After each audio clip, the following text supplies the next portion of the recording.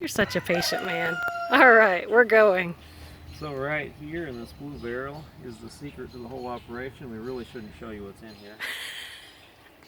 If you were to read the literature, you might come across a book called 10 Acres Enough, initially published without an author's name because the author didn't want to be bothered by people asking him questions and looking at his farm.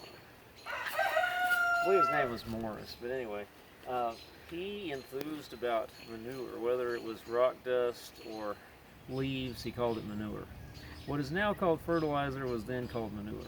So even though lots of it was an animal source, it didn't matter. That's what it was. So he enthused in liquid manure, and he told about a man who arrived in the countryside with no money, and he got a job somewhere and showed himself to be real diligent, working for one or two of the farms or something, and he bought 1 acre on credit because the bank thought that he looked like he was an industrious person. And the last owner was a drunk or something and let everything just run down to nothing. So he collected all of the, what we would think of today as manure, he could collect in a vessel smaller than this with water and liquefied it and poured it on his stuff as well as tending. And so eventually he bought some small animals, and then his manure operation really took off. Eventually his 1 acre was so prosperous, he had it all paid for, and he was making so much money growing whatever he was growing on his 1 acre, he didn't want any more land. So I tried to do that with some composting stuff, and it didn't work the first time. And then I read a Russian gardener's book called Gardening with a Smile, and he talked about the barrel too.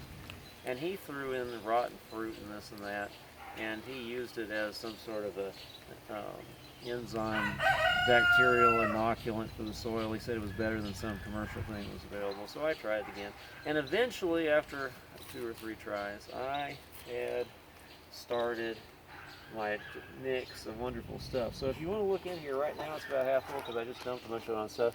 It's very green on the top. Sometimes it's kind of brown, but we just harvested our potatoes 2 days ago, and all the potato tops went in here, and they're about half liquefied now. They've turned all this water a really strong green, and I just watered some stuff with it. So weeds, throw it in there. I'll occasionally put chicken manure in there, but only if I'm, out of season or something, not ready to dump it on stuff, because that can be too strong for things. So I put a little bit of dirt. We have leaf mold, leaves catch in the ditch and rot and turn into nice black stuff. I put a little bit of that in there. I've thrown newspaper, just dirt, weeds. At some point I put a couple bags of compost. This barrel has chemical fertilizer in it, but otherwise it's kind of similar. And some things you apply that and they do really great for like peppers 2 or 3 weeks, and then they start to die because the phosphorus, when it's liquefied like that in the form that it is in commercial chemical fertilizer, it binds all the iron in the soil, and things that are real sensitive like to that with blueberries and peppers and stuff, they can't handle that. So anyway, I've kind of moved away from that, and this doesn't have any fertilizer in it at all, but I was using that for my compost pile. I dumped it on there and let it sit, and it'll help stuff rot faster. So I'll have a bunch of sawdust or something. So this is, some people call this, we have friends that did something a little bit like this and just called it weed tea. They just put weeds in water in a bucket and let it sit for a while. And that may be enough.